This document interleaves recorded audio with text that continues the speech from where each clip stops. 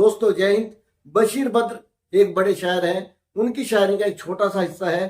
कुछ तो मजबूरियां नहीं होंगी, यूं ही कोई बेवफा नहीं होता। देखिए एक छोटी सी लाइन में कितनी बड़ी बात बोल दी। और ये मैं किस संदर्भ में बोलना चाहता हूं, मैं बात कर रहा हूं महागठबंधन की। उस महागठबंधन की जो अब महा नहीं रहा। महा कहना अपने आप में महा की तौहीन करना होगा। और अगर उसे इंडिया अलायंस बोलते हैं, इंडिया गठबंधन बोलते हैं, तो इंडिया का नाम भी इससे शर्मसार होता है जो आज इस गठबंधन की हालत है। इस गठबंधन को लेकर कितने कसीदे पढ़े गए थे, कितनी बड़ी बड़ी बातें हुई थी, कितनी बड़ी बड़ी सभाएं मीटिंग हुई थी।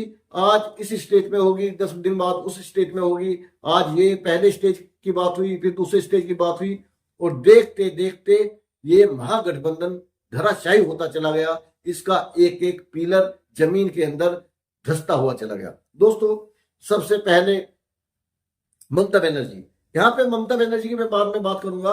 यहाँ पे बीच में सबसे पहले इन सब की बुराइयां मैं करूं, इनकी आलोचना मैं करूं, उनसे पहले भारतीय जनता पार्टी की मैं तारीफ करना चाहूंगा, उन्हें सल्यूट करना चाहूंगा कि किस शिद्दत से राजनीति करते हैं, किस शिद्दत के साथ में चुनाव लड़ते हैं, चुनाव की तैयारियां करते हैं। तमाम गठबंधन को, तमाम पार्टियों को, विपक्ष को भाजपा से सीखना चाहिए कि अगर भारतीय जनता पार्टी चुनाव लड़ती है तो पूरी तैयारी, डिसिप्लिन के साथ में, प्लानिंग के साथ में लड़ती है।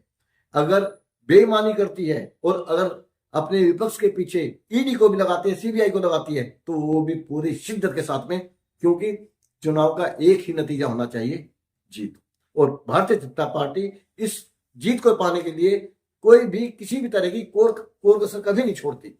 अब सबसे पहले ममता बनर्जी की बात पे मैं दोबारा आता हूं कि उनके पीछे भी ईडी लगी हुई थी, और बहुत सारे लोग हैं जिनके पीछे ईडी का और सीबीआई और जांच एजेंसी लगी हुई है। केजरीवाल जी दिल्ली में बहुत परेशान हैं, और बहुत सारे लोग हैं जो भी विपक्ष है, उनके पीछे भारतीय जनता पार्टी ने अपनी पूरी शिद्दत के साथ में सीबीआई, सीडी, ईडी सब कुछ लगा रखा है जो वो कर सकते हैं। तो शुरुआत में जो महागठबंधन की एक शुरुआत हुई, तो उन्होंने पूरी मेहनत के साथ में और एक तैयारी के साथ में इसकी शुरुआत की। लेकिन सबसे पहले ईडी का डंडा चलता है ममता बनर्जी के ऊपर।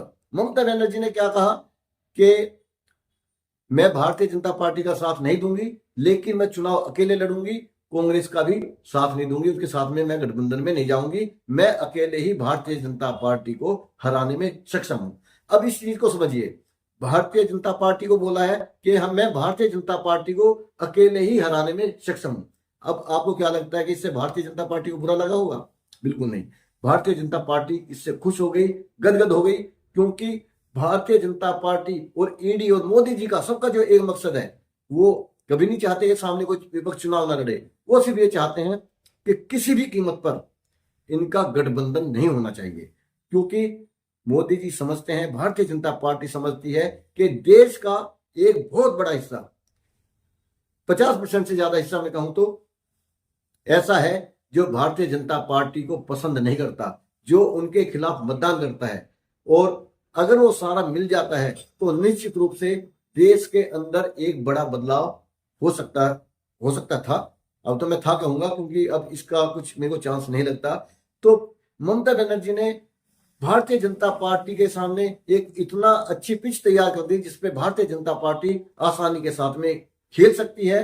भारतीय जनता पार्टी जो चाहती थी कि गठबंधन ना हो, ममता बनर्जी ने पूरा उन्हें साथ दिया भारतीय जनता पार्टी का, और आज वो अकेले चुनाव लड़ रही हैं। इस अकेले चुनाव लड़ने से ममता बनर्जी को क्या नुकसान होगा और गठबंधन को क्या नुकसान होगा, ये मैं अपनी अगली वीडियो में बताऊंगा। फिलहाल मैं बात कर रहा हूं, अब मैं आता हूं अखिलेश यादव जी के पास। उत्तर प्रदेश में बड़ी पार्टी है, बड़ा चेहरा है अखिलेश यादव, अपनी एक पकड़ है, लेकिन धीरे धीरे करते करते उन्होंने भी घोषणा कर दी कि हम कांग्रेस को 11 सीट देने वाले हैं, और कांग्रेस इतने के लिए भी डिजर्व नहीं करती, लेकिन हम उन्हें 11 सीट देंगे, और इससे हमारा सौहार्द और प्रेम बढ़ा रहेगा, हमारा गठबंधन चलता रहेगा।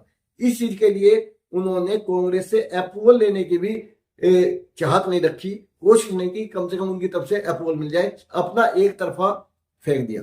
अब मैं अखिलेश यादव जी से पूछना चाहता हूं कि अखिलेश यादव जी, पिछले 5 साल में आपने ऐसा कौन सा काम कर दिया जिससे आप ये उम्मीद करते हैं कि भारतीय जनता पार्टी को आप उत्तर प्रदेश में अकेले हरा लेंगे? मैं कांग्रेस से भी यहाँ पे ये सवाल पूछना चाहता हूँ कि आपको उत्तर प्रदेश में ऐसा कौन सा चिराग हाथ लग गया है जिसके बूते आप भारतीय जनता पार्टी को हरा सकते हैं। मैं यहाँ पे एक चीज कहना चाहूंगा कि देश के अंदर जितनी चीजें चल रही हैं कि हमने इतना विकास किया, ये हमारी अर्थव्यवस्था है, हमने इतना बड़ा डेवलपमेंट कर दिया, दुनिया में इतना बड़ा डंका नहीं बज रहा है, इतना काम नहीं हुआ है जितना परोसा जा रहा है। कितने हजारों करोड़ की जो योजनाएं हैं फील्ड में दिखाई, जमीन के ऊपर दिखाई नहीं दे रही हैं। लेकिन ये भी सच है कि भारतीय जनता पार्टी ने कुछ बहुत ज्यादा बुरा भी नहीं किया है जिसके बूते आप ये उम्मीद रखें कि जनता टूट के हमारे पाले में आ जाएगी, हमारे पक्ष में आ जाएगी। तो साथियों, अखिलेश यादव जी ने भी यहाँ पे अपना गेम दिखा दिया।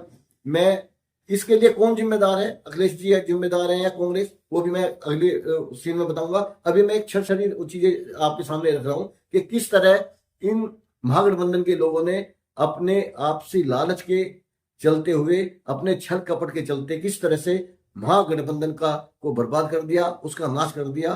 क्योंकि देश की एक बड़ी जनता, एक बड़ा हिस्सा चाहता था कि ये गठबंधन मजबूत हो, और भारतीय जनता पार्टी भी जानती थी कि अगर ये गठबंधन मजबूत हुआ और इनकी वोटें संख्यित हो गई, ये कंसोलिडेट हो गई, तो ये सारे मिल जाएंगे और रिजल्ट बदल जाएगा। उसने अपना काम कर दिया और यहाँ पर अखिलेश यादव जी ने भारतीय जनता पार्टी को खुश कर दिया होगा बिल्कुल, कि उनका मकसद सिर्फ यही था कि ये चुनाव लड़ें लेकिन सारे अलग अलग लड़ें, गठबंधन में ना आए। अब बात करते हैं हम दिल्ली की, जहां पर लोकसभा की 7 सीटें हैं और केजरीवाल जी मुख्यमंत्री वहां पे प्रचंड बहुमत के साथ में वो वहां पर मुख्यमंत्री हैं। और एमसीडी जो एक अपना एक अलग निकाय है वो भी वहां पे करता है, उसके ऊपर भी आम आदमी पार्टी का इस समय कब्जा है। निश्चित रूप से दिल्ली के अंदर केजरीवाल मजबूत हैं। अब उन्होंने कह दिया है, आज घोषणा कर दी कि हम उन्हें कांग्रेस को सिर्फ 1 सीट देंगे, हालांकि वो इतने के लिए भी डिजर्व नहीं करते।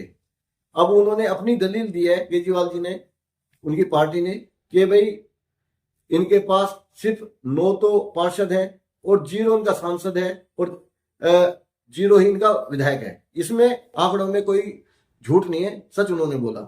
लेकिन दूसरी बात, जो क्राइटेरिया जो है, अब अच्छा यहाँ पे एक चीज, जो क्राइटेरिया है और पैमाना है, वो एक बहुत बड़ा यहाँ पे फैक्टर है पूरे गठबंधन के ऊपर, कि हर कोई उस पैमाने को आगे बढ़ाता है जिससे उनको फायदा हो। कांग्रेस अपने पैमाने आगे बढ़ाती है, समाजवादी पार्टी अपने अलग पैमाने बढ़ाती है, और यहाँ पर आम आदमी पार्टी ने अपना